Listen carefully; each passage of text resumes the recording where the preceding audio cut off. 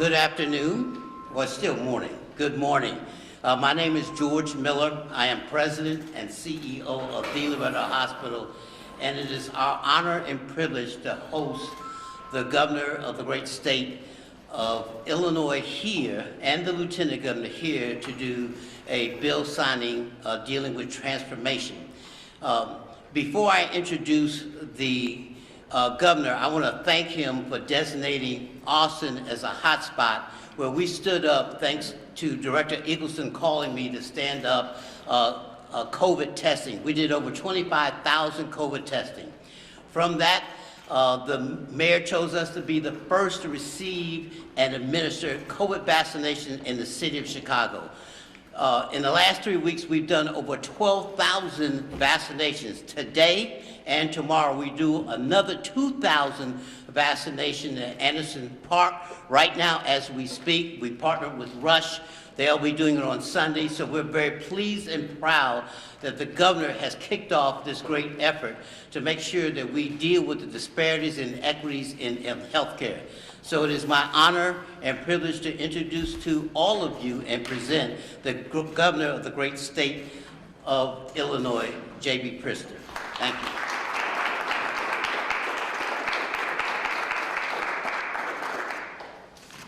Thank you very much, George. Thank you for hosting us today. This means an awful lot, and thanks to all of you at Loretto who do such fine work for the people who not just live in this neighborhood, but really across the city of Chicago. I'm very proud to be joined today by my partner in state government, our Lieutenant Governor, Juliana Stratton. Also, the folks who work with us in our government every single day. That's our Department of Healthcare and Family Services Director, Teresa Eagleson. Thank you for your fine work. To Senate President Don Harmon, who I haven't gotten yet to see today. There he is, his usual humble, sitting in the second row. So thank you very much for being here, Mr. President. And leaders Greg Harris and Kimberly Lightford and Tom Demmer, a bipartisan group of people who have led us to a really good place on the way to transformation. Senators Maddie Hunter and Omar Aquino, thank you for your leadership in the Senate on this very important topic. And of course, our friend, State Representative Camille Lilly, thank you for your fine work here too. I also want to thank those who have joined us representing hospitals, federally qualified health centers, and our healthcare workers. That includes Charles Holland, the CEO of St. Bernard Hospital, Dr. Audrey Tanksley, the Regional Medical Director of Access Community Health Network, AJ Wilhelmi, the President and CEO of the Illinois Health and Hospital Association, Esther Corpus, CEO of Alivio Medical Center, and Greg Kelly, the President of SEIU Healthcare Illinois. And of course, the many voices who joined forces to deliver a truly enormous achievement for healthcare services in Illinois, the bill's sponsors, and that includes former state senator Heather Staines, the bipartisan Medicaid Legislative Working Group, committed citizens across the state, and the Illinois Legislative Black Caucus, which has honed in on healthcare equity as a critical pillar of their vision for the state of Illinois. The legislation that I'm signing today represents a much-needed step in the direction of healthcare equity. So I thank everybody that I have mentioned for helping us to move this state forward. I believe healthcare is a right for all, not a privilege for a few. From day one, I've worked to expand coverage and fairness for everyone in Illinois by nearly eliminating the Medicaid backlog that I inherited from my predecessor, by capping insulin prices, and by supporting expanded coverage for mammograms. As we've worked to tackle the COVID-19 pandemic in this state, my administration has targeted resources to the Black and brown communities suffering the worst effects of this virus. Yet another tragedy of too many years, too many generations who have been denied the right to a quality, affordable, trustworthy health care that they deserve, denied by institutional racism. That's why we spent hundreds of millions of dollars to support healthcare providers in delivering access, provided financial assistance to immigrant families that were left out of federal stimulus checks, instituted a ban on evictions, took our SNAP food access programs online, brought free mobile COVID-19 testing to hundreds of communities across the state of Illinois, and mandated free telehealth coverage to increase healthcare access to vulnerable populations, including mental health services.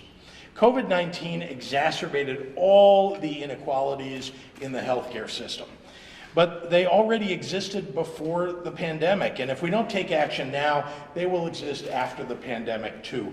Our responsibility now is to expand accessibility and equitable health systems all across Illinois. There's no time to waste.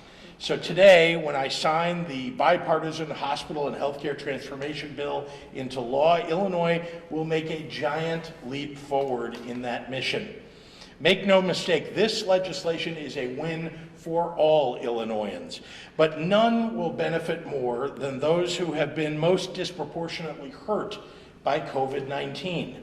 From our black and brown neighborhoods to rural communities of every background to other historically underserved communities.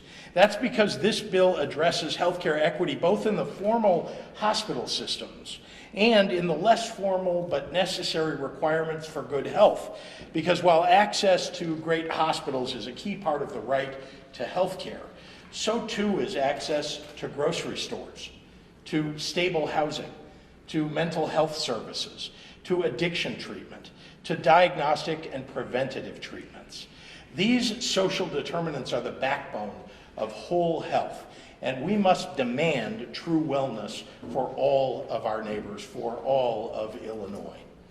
Thanks to welcome federal matching funds, this law will authorize a $150 million investment and additional dollars next year and beyond, if I and my partners in the General Assembly have anything to say about it, to support initiatives that allow our most distressed communities to decide on and to get exactly what they need.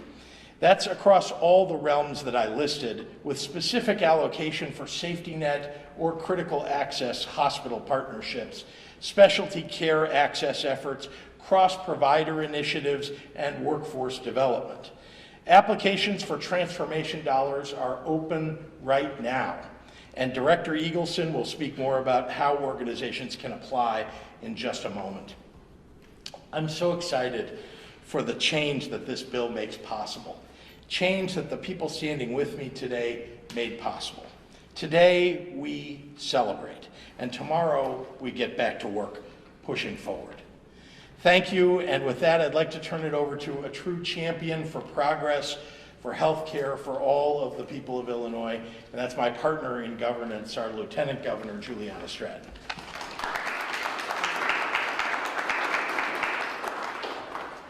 Good afternoon, everyone. Thank you so much, Governor Pritzker, for that introduction, and for standing in the gap, leading our state through the struggles of an unprecedented pandemic. You didn't have a playbook, but you did have compassion for the state's residents and the courage to make the right decisions to keep us safe, and I want to thank you. The governor has already acknowledged the special guest standing with us today, so in the interest of time, I'll just say to my friends and former colleagues of the Illinois General Assembly, it's so good to see you, and even greater to work alongside of you on behalf of the people of Illinois.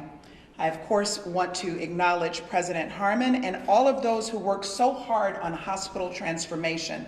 Leader Harris, Leader Dimmer, Leader Lightford, my senator, Leader Hunter, Leader Aquino, Representative Lilly, and former Senator Staines. Your hard work is evident, and what we do here today will save lives and make how we care for people more efficient and compassionate. To CEO George Miller and all of the doctors, nurses, administration, and staff here today from Loretto Hospital, thank you for hosting us. I enjoyed meeting with you last year in a COVID-compliant setting to thank you for your courage and your sacrifice during the height of this pandemic. To you and other essential workers like you around the state, thank you. You are our heroes. You put your own lives on the line to help us stay healthy or to help us heal when we are sick. Imagine this. Your loved one is sick and needs to go to the doctor, and in addition to the worry that you undoubtedly feel, you are also grappling with questions like this. There's no hospital or clinic nearby, now what? Can I afford to call an ambulance? And how much does it cost? Will my insurance cover it? Or what do I do since I don't have insurance? No one, and I mean no one, should have to endure this. As Governor Pritzker said, healthcare is a right, not a privilege. And I know this in my heart, I feel it in my soul, not just because I'm the Lieutenant Governor, but because I learned it from my father. My father, Dr. Henry Wiggins, turns 88 next week, and he worked in safety net hospitals his entire life. As a physician, I saw him go to work every day to make someone in an underserved area feel cared for. He worked at the hospitals that don't make the news for getting large grants or special funding, hospitals like Roseland and St. Bernard and Provident and Mercy. Hospitals that, like Loretto and many of our rural critical access hospitals, make headlines because they work so hard to serve but receive few resources in return.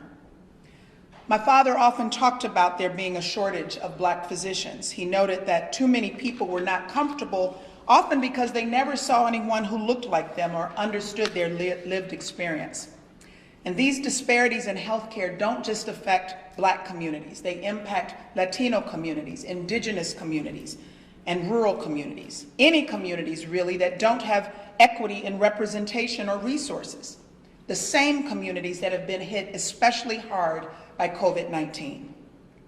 When I was just 16 years old, and Chuck Collin knows this, my very first job was at St. Bernard Hospital.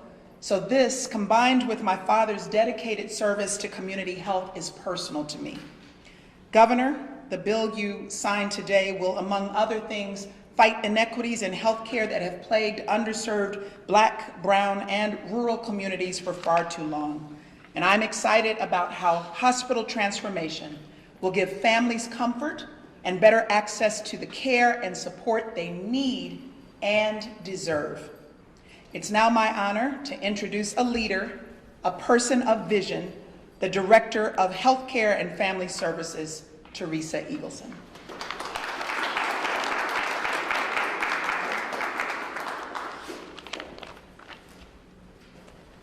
Thank you so much, Lieutenant Governor and Governor Pritzker.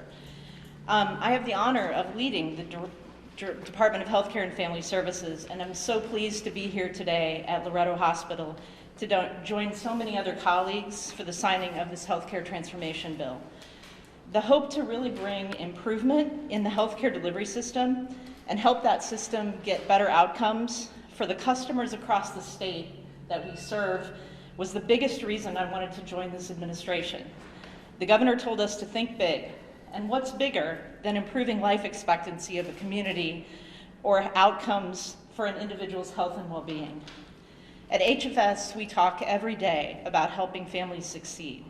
How can we create policies, payment systems, programs that improve lives of customers, the Medicaid and child support programs? During a series of listening sessions at the beginning of this process, we heard repeatedly from people in communities just like this one that they wanted to have a voice in creating solutions to the healthcare challenges they face. This ambitious, equity-centric plan is the result of their voices, which also echo what we see in the data. It marks the beginning of a reimagining of our healthcare delivery system with the goal of prioritizing underserved communities and bringing health and social service entities together to collaborate so that every Illinoisan can receive the quality care they deserve. With this funding, we hope to encourage collaborations that can fill gaps in that healthcare delivery system, particularly in distressed communities, and also address the social and structural determinants of health, such as safe and affordable housing, access to transportation, access to healthy food, and all of the other factors that currently make your zip code a bigger factor than your genetic code when it comes to health outcomes. The application, as the governor said, for the first round of funding is live on the HFS website right now, and we will be hosting a webinar later this afternoon to talk in more detail about the goals of the program and the process. We know that some groups may have already put significant thought into projects like this, and that others will need more time and maybe even assistance to craft their proposals. There will be room in this process for both. And we look forward to seeing all the innovative proposals from communities across the state in the coming months and years. With that, I really want to thank everyone here and many more who've contributed to this effort so far. I'm so looking forward to a lot of great outcomes in store for years to come from these healthcare transformation collaboratives. And it's my honor to introduce Leader Greg Harris, not only the majority leader, but head of the Medicaid working group that put this bill together.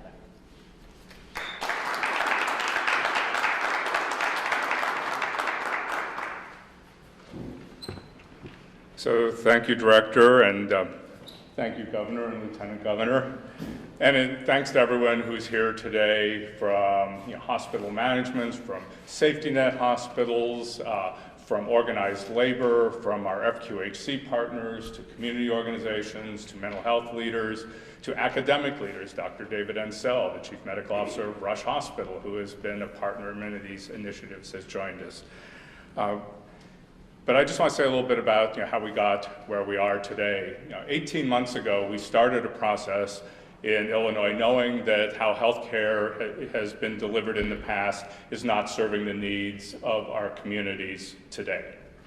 We knew changes had to be made. We knew that we had to increase access. We knew we had to increase specialty care. We knew that the demand for mental health and substance abuse treatment was growing far beyond our ability to provide it in many communities. We knew that maternal and child health and birthing centers were becoming increasing issues, and there were actually birthing deserts occurring not only in the city of Chicago, but downstate in parts of rural Illinois as well. And we began to put a plan together to put money into hospitals and healthcare systems who might be able to run their day-to-day operations, but to begin to truly transform, we're going to take support above and beyond what their regular revenues could provide. Then came along COVID. And in May, when we were back for an emergency session at the Bank of Springfield Center and in the Capitol last year, it's hard to believe it's just been a year since COVID hit us. And we saw communities being devastated. We were just beginning to get our arms around the fact that some communities suffered far, far more than others, that there was death and disease that impacted some of our neighbors far more than maybe others. That we knew we had to put aside all the work we had done and start over to be sure that as we made these plans, we were really addressing the disparities that were highlighted by COVID, where a person's health outcome was negatively impacted because of untreated disease and pre-existing conditions, blood pressure, diabetes, all the ills that should be prevented and cared for in a primary care setting, coming back and causing greater distress and disease and death, when affected by COVID. So we went back and we decided, when we put this program forward, it had to be done in concert with communities.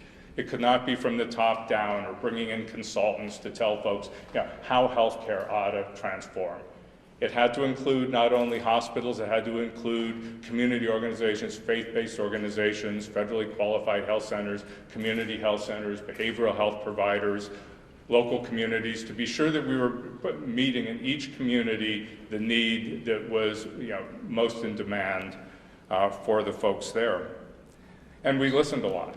We listened a lot, and we, I think, proved that when we work in a bipartisan way, Republicans and Democrats, folks from the city of Chicago, the suburbs, Central Illinois, Southern Illinois, our hospital associations, our trade our union organizations, that we can really make major changes and get them passed and signed into law, and that's why we're here today.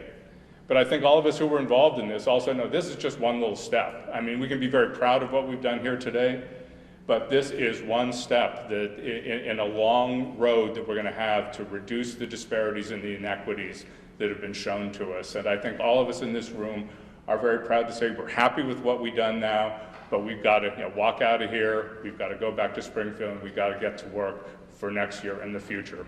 So I'm just really glad to be a part of this, and glad to introduce a collaborator of mine, the Deputy Republican Leader of the House of Representatives, Tom Demmer.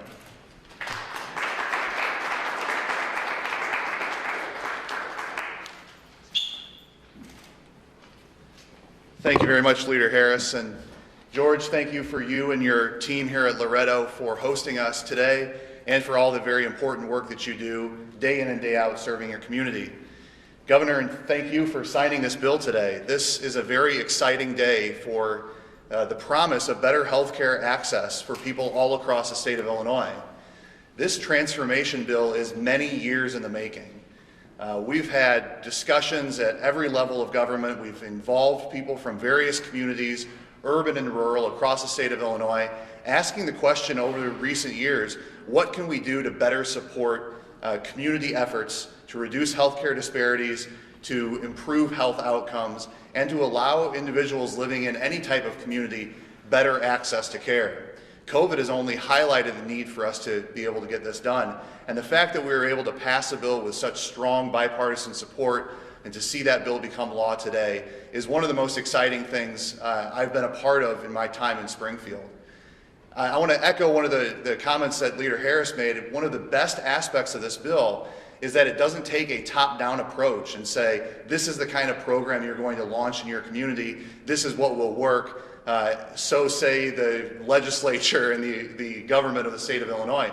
Instead, this is a community-led process that has to involve input from stakeholders, that incentivizes partnerships from people who are already working in communities to make them better and to make them healthier.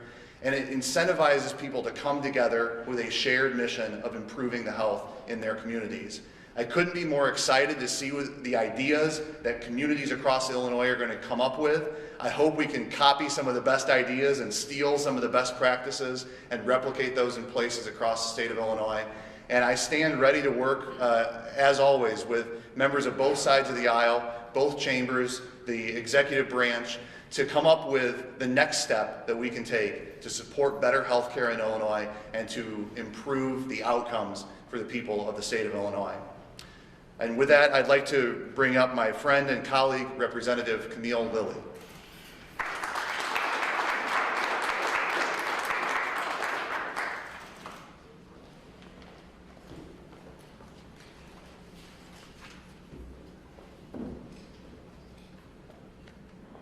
Good afternoon, everyone. Thank you all for being here. And thank you, Loretto Hospital, for having us, the Loretto Hospital for having us. Governor, I may have to step away because I may have to start the Approach Human Services Committee, so I may miss some of this fantastic day. As always, when the governor comes out to sign a bill, things are looking good and looking better. Today we are signing the bill for the transformation of hospitals here in Illinois because we've done a lot of work, as mentioned, over and over again through our Transformation Committee, the Medicaid Work Group, and of course all the work that we do in our Approach Human Services.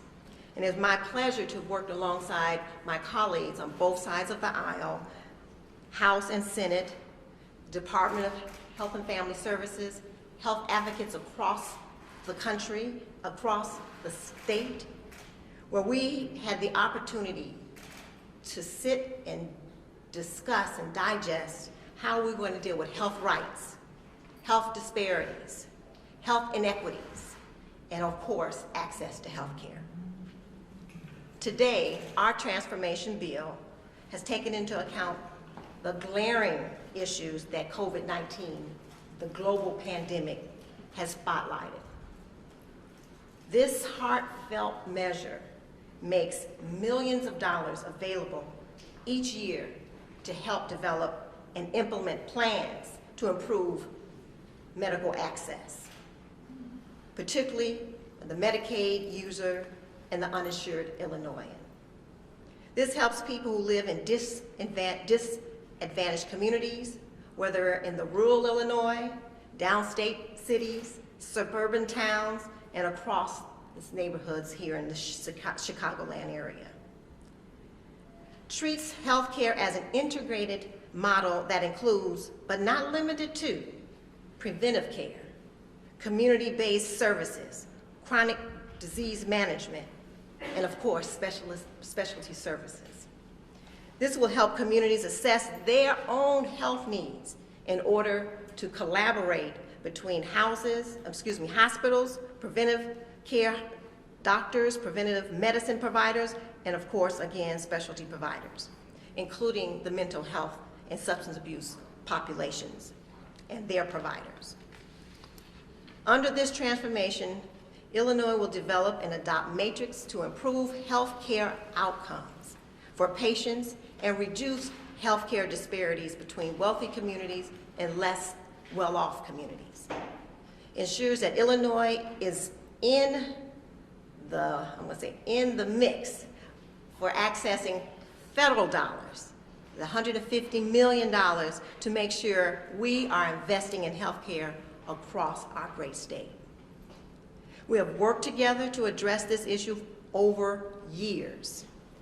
We want to improve our health outcomes so that people can have quality of life here in Illinois. All people have quality of life. As it's been said, and I'd like you to remember, healthcare is a right. And the work that we're doing here in Illinois together is making the difference. Thank you, Governor Pritzker, for your vision to work with us to make sure that we are providing the services and the much-needed health care that our citizens need and deserve. At this time, I want to say thank you again for being here, and I'm looking forward to the continued work that we have to do on behalf of our great state on the front of healthcare. I would like to bring up next Leader Hunter, who's worked with me on the as a co-chair on the health pillar for the Illinois Legislative Black Caucus health pillar policy. So at this time, I would like to bring Leader Hunter.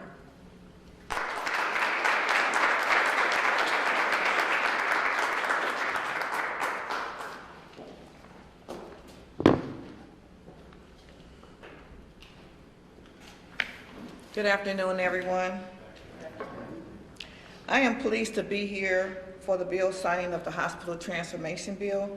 I am very excited that hospitals will have the assistance necessary to help them transform to meet the needs of their communities.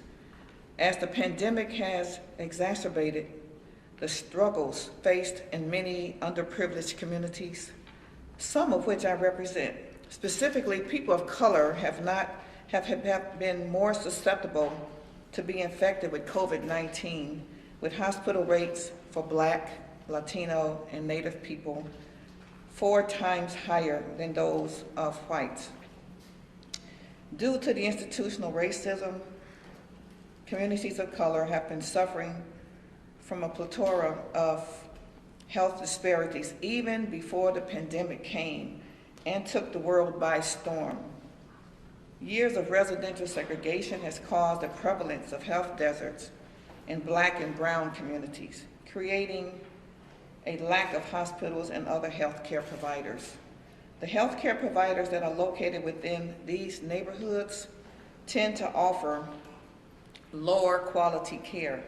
Everyone deserves the same access to quality, affordable care, regardless of skin color, zip code, or economic status.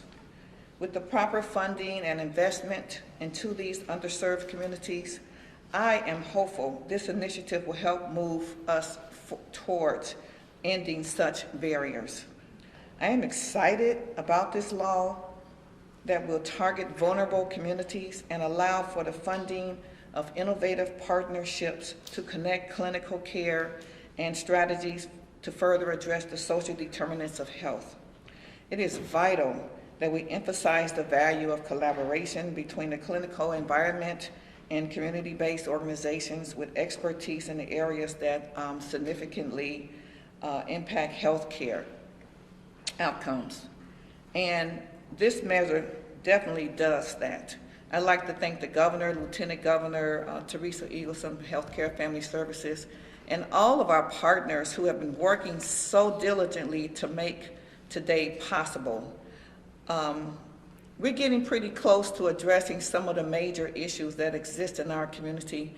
We still have a way to go, but guys, this is a good shot in the arm for today. So I'd like to thank you all very much. At this time, I'd like to bring to the podium Senator, our leader, Omar Kino.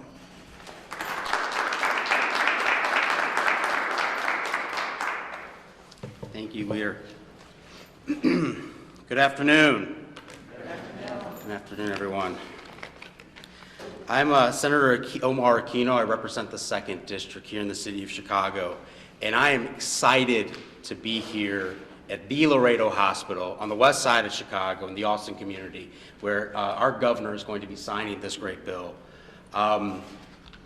COVID has had an immense impact on all of our lives, but unfortunately it has not been equal and has had a disproportionate impact, especially on communities of color, to the Latinx and Black communities, especially here in Austin, as it is in Humboldt Park, and the community that I represent. It provided us an opportunity, though, a year ago to come back to the table, to rethink and reimagine how healthcare can be provided in this state, and truly look at this hospital transformation fund that we had voted on and say, what can we do to ensure and address that it is addressing the things that we see and the disproportionate healthcare that we see during the COVID pandemic and even prior.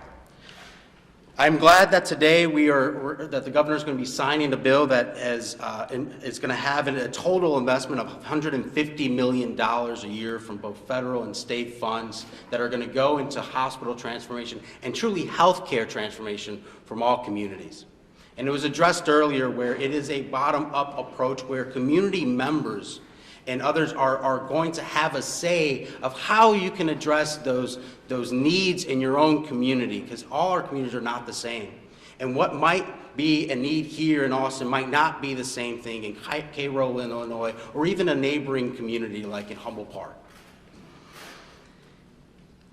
That community engagement and partnership being a key aspect to this transformation, I think is going to be part of its success. Ultimately, what we are trying to do is to make sure that no matter where you live in the state of Illinois, that there is high quality health care that is provided.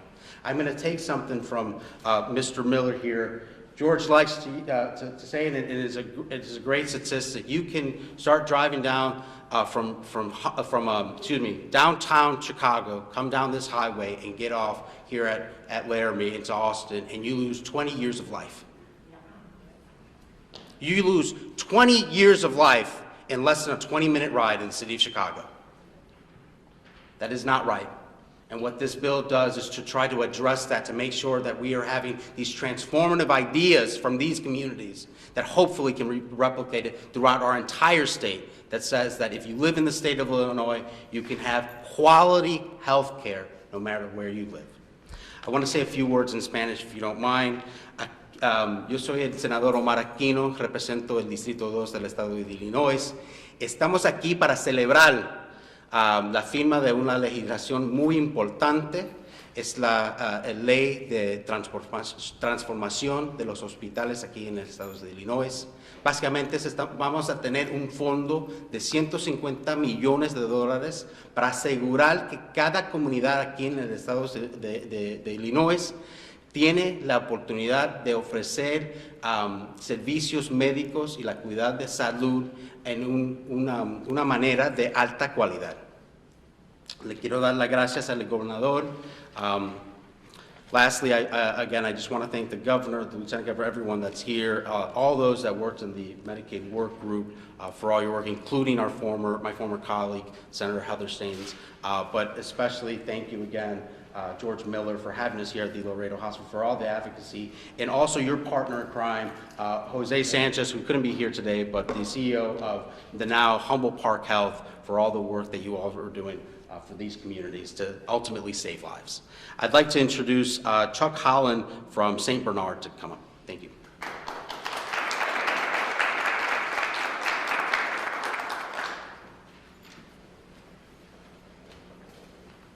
Good afternoon. As President and CEO of St. Bernard Hospital, I'm representing also the Southside Health Transformation Project. This is a great day for promoting health equity in Illinois, especially within the city of Chicago. The Southside Health Transformation Project represents an expansive collaboration of faith leaders, community organizations, Southside residents, and safety net hospitals working together with federally qualified health centers, Advocate Trinity Hospital, and the University of Chicago Medicine to champion a health transformation plan. This bill that will be signed today holds much promise for the families who've suffered inequities for far too long. Much like Senator Aquino, one statistic that has stayed with me since I first heard about it and read about it in the New York Times study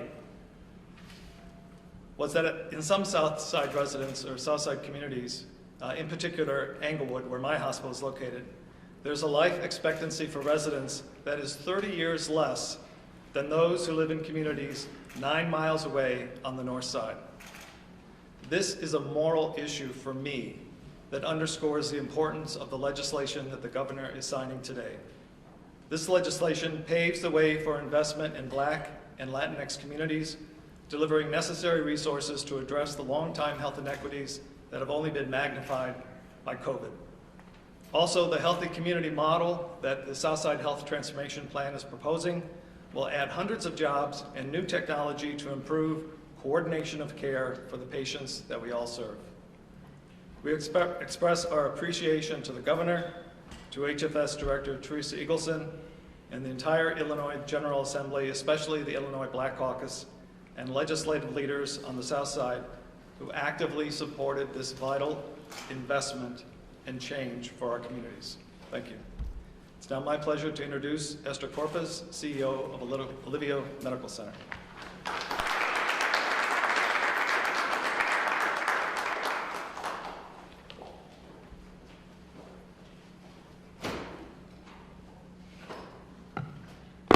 Good afternoon, everyone.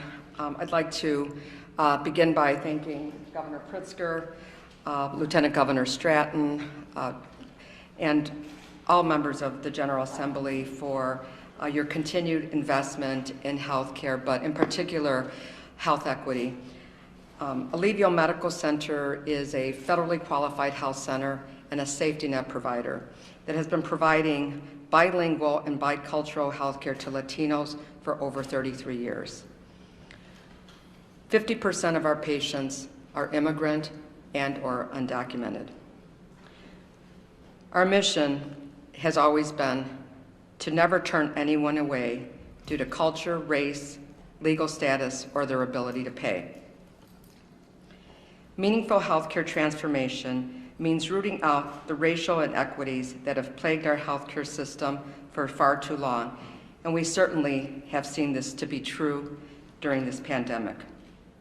We are excited to see the commitment of Governor Pritzker and the General Assembly to advancing racial equity in this transformation program.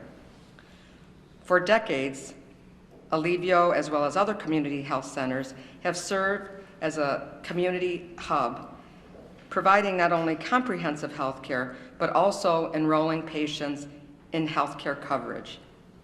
In fact, last legislative session, Olivio Medical Center, Healthy Illinois, worked with the General Assembly to pass the first of its kind in the nation to offer Medicaid access to low-income seniors, regardless of their immigration status. Providing primary care and linking them to specialists and local human services providers, and leading outreach and education campaigns in the community. And now, we will have the opportunity to build on our work by playing a critical role in this transformation program, which will enhance the state's network of healthcare and social service partnerships. This initiative is taking the right aim, strengthening the investment to leverage collaboration between community partners to ensure that underserved communities have services and supports that folks need and deserve. Additionally, this program helps to bridge health disparities by calling out and seeking to address those social determinants of health that have had such a profound impact on the patients' lives and well-being. Alivio and other community health centers are proud to work with our fellow hospitals, community mental health centers, and other healthcare providers and social service partners to strengthen our communities and to empower their lives so that they can live well and thrive. I want to, at this time, introduce Dr. Audrey Tansley, who is an internist and Regional Medical Director for Access Community Health Network. Thank you.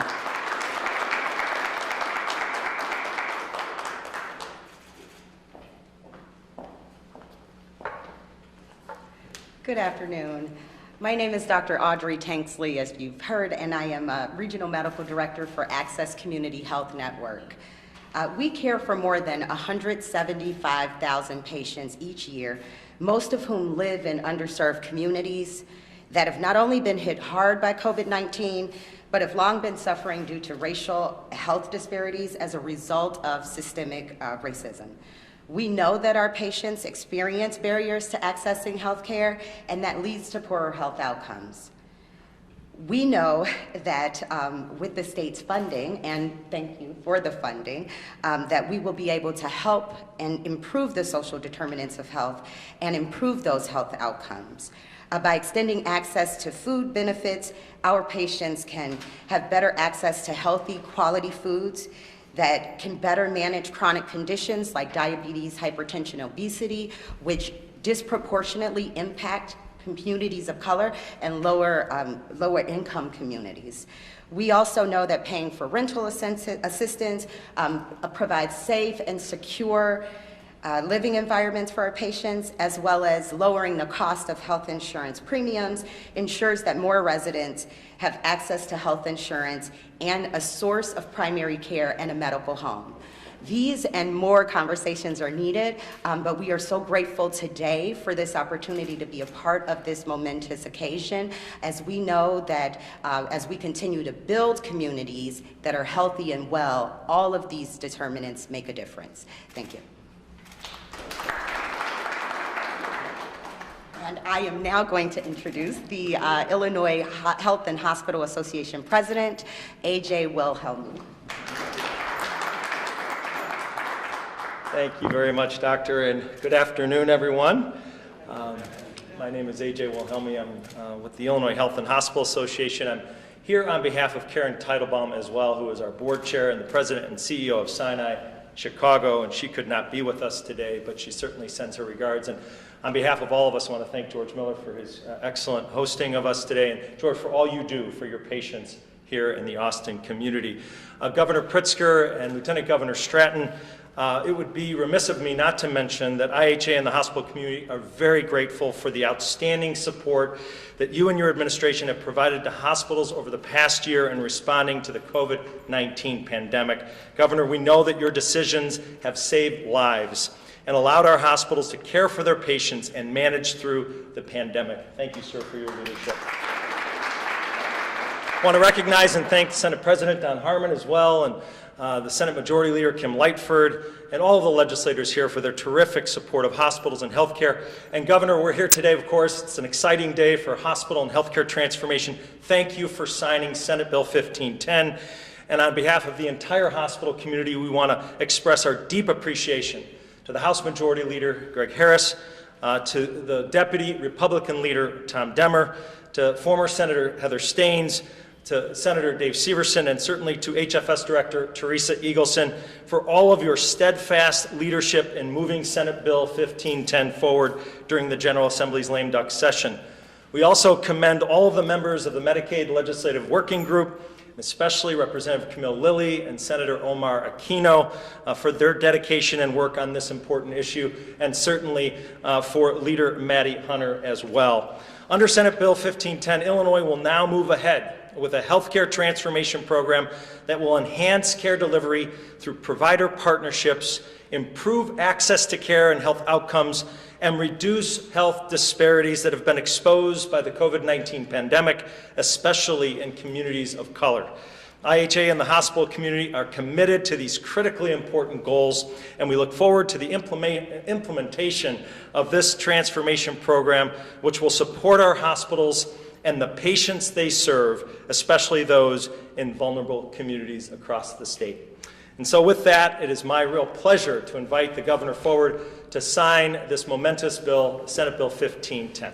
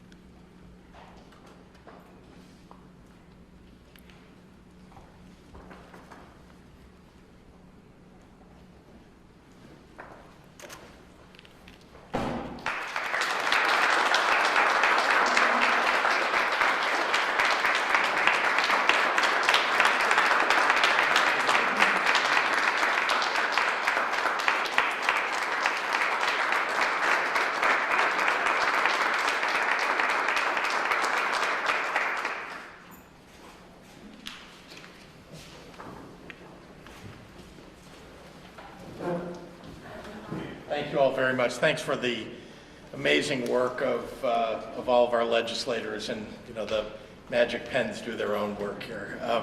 Happy to take any questions from members of the media. Yes, sir. Governor, I have two questions about eligibility.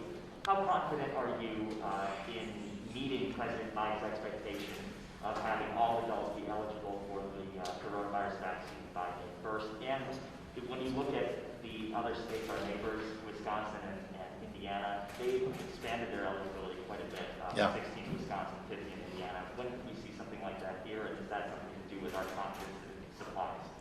Well, let me start by saying we've expanded eligibility in different ways than neighboring states. And I don't know if you heard that one of our Midwestern, I guess, neighbors, you would say Michigan, is planning to open up to everyone shortly. I am very, very pleased at what President Biden announced last night. I am confident, as we have promised here in Illinois, and as we have been promised by the federal government, that we would reach 100,000 doses per day by the middle of March. We've arrived. And indeed, those are based upon the promises, the pledges of the federal government, and they've delivered on those promises. So I feel very confident moving forward that supplies are increasing, that the president is doing everything that he can to get us there. I've been pleased, I don't know if you noticed, that there was supposed to be a hiatus in the Johnson & Johnson deliveries, but actually we've seen more Johnson & Johnson deliveries. So I'm excited about the fact that we'll be able to get to more and more people across the state of Illinois, and I'm confident that not just by May 1, but maybe even a little bit earlier, we could open up to everyone in the state, everyone that's eligible. Yeah. Governor? Yes, sir. Austin Talks, Zach Cutter here. So with the CVS deal, a lot of CVS deal, a lot of communities, including Austin, lost Medicaid pharmacies. Does this directly address that? Is Austin going to have a Medicaid eligible pharmacy easily accessible again? So it's a good question. I think I'd like to ask, if you don't mind, our director of HFS, because she's been working very hard to make sure that everybody has access to pharmacy service. Thank you, Governor. Actually, there are many pharmacies in the Austin community. The plans here all meet network adequacy requirements. That said, these national adequacy requirements, we're reviewing those to make sure that our standards ensure equity. But there are pharmacies within I think the average was less than a mile for every customer that lived in the community had access. Sure, but my understanding is that those are Walgreens pharmacies that were not eligible for the Medicaid prescription plans. There are different pharmacies in different plans. We have 4 different managed care organizations in this area. Walgreens is not in one of those plans, I believe, but there are many other pharmacies such as Osco, Mariano's, CVS, and a lot of independent pharmacies as well. Okay. Right? Sorry, just a lot of those aren't here on the west side. The nearest to Osco is no problem. It's okay. Thank you. Thank you. All right, that's it? That's it. Okay. Thank you, everyone.